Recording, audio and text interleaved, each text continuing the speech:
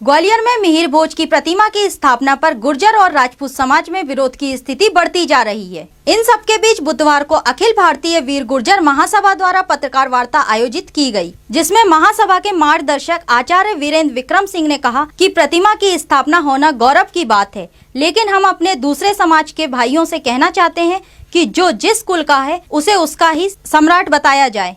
परिहार 13वीं शताब्दी के बाद के हैं, उससे पहले के प्रमाण दो, क्योंकि 6वीं शताब्दी से 13वीं शताब्दी तक गुर्जर काल था कि वहाँ गुर्जर शब्द का रेशियल सिग्निफिकेंट है। वहाँ गुर्जर शब्द का जो प्रयोग है वो जाति के लिए किया गया, ये सबने स्वीकार किया।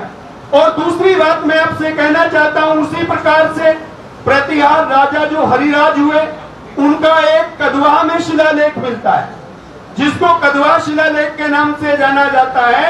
वहां पर नाथ संप्रदायों का एक धार्मिक मठ है, तो उन मठों के जो अधिपति थे, तो वहां पर राजा हरिराज स्वयं सन्यास की दीक्षा देने जाते हैं। पहले ये नियम था कि एक आयु को पूरा करने के बाद राजा सन्यास या वानप्रस्थ ले लिया करते थे, अपने उत्तराधिकारियों का अपना राज्य सौंप करके।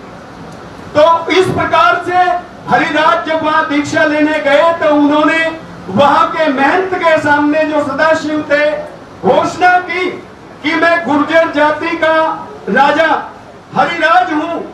और वहां एक शब्द का प्रयोग संस्कृत में कहा, गर्जत गुर्जर मेघचंड। वो कहते हैं कि मेघ के समान गरजने वाली जो गुर्जर जाति है वो मेरी जाति है, और मैं प्रतिहार वंश का राजा हूं। तो ये उन्होंने अपने परिचय में वहां स्वयं प्रतिहार राजा इस बात की घोषणा करता है।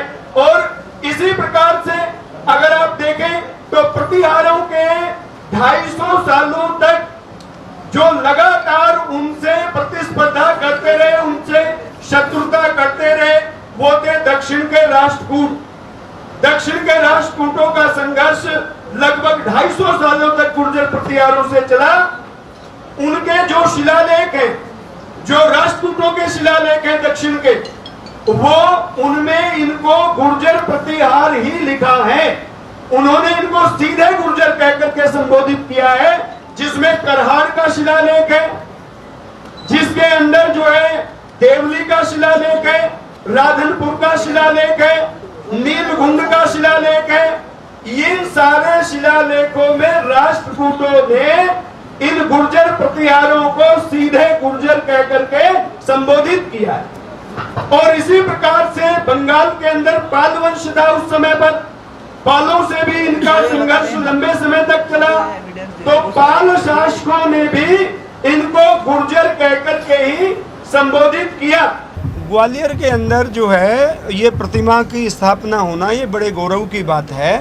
और निश्चित तौर पर हमारा यही प्रयास है कि कुछ थोड़ी बहुत जो भ्रांति क्रिएट हुई है, तो वो भी हमारे भाई हैं, सब उनका भी बड़ा योगदान है हर चीज़ों में। पर हम यही कहते हैं कि जो ऐतिहासिक तथ्य हैं उनको ठीक प्रकार से समझा जाए, और समझ करके जो गलतफहमी है उनको दूर किया जाए। जो जिस वंश का, जिस कुल का सम्राट है, उसको उसी वंश और कुल का बताया जाए। लेकिन वो तो ये दावा करते हैं, हिस्ट्री में प्रमाण देते हैं कि प्रतिहार यानी परिहार वंश, वो उस तरीके से हिस्ट्री को लिख कर है। जो परिहार हैं, मैं वही कहा कि वो 13वीं शताब्दी के बाद के हैं, उससे पहले प्रमाण दो ना।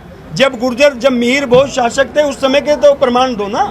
उस समय के प्रमाण तो सारे गुर्जरों के हैं। हम तो यही तो कह रहे कि 13वीं शताब्दी तक, 6वीं शताब्दी से लेकर के 13वीं शताब्दी तक ये गुर्जर काल है। इसमें जितने भी शासक थे ये गुर्जर थे।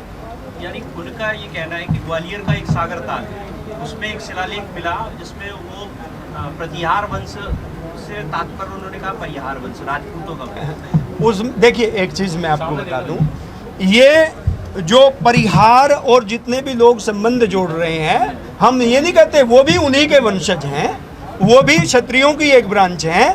पर पहले वृक्ष होता है, शाखाएं बाद में होती हैं। ये गुर्जर जो है मूल वंश है, और बाद में फिर उसकी ब्रांचेज चली, फिर आगे शाखाएं, सब एक ही परिवार के लोग हैं। मतलब गुर्जरों से ही अन्य, हाँ, ये जो जातियां हैं सब जातियों की, जैसे चौहानों का, परिहारों का, प्रतिहारों का, चालुक्यों का, भाटियों का, चंदेलों का, तो इन लोगों की बात मैं आपसे कर रहा हूँ। इनकी उत्पत्ति गुर्जरों से है। तो मिहिर भोज मतलब आपके गुर्जर समाज की? हाँ जी, बिल्कुल।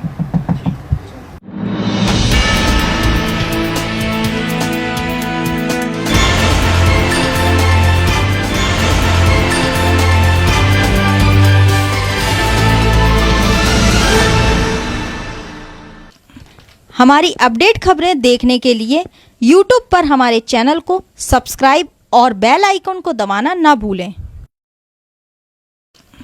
हमारी अपडेट खबरें देखने के लिए YouTube पर हमारे चैनल को सब्सक्राइब और बेल आइकन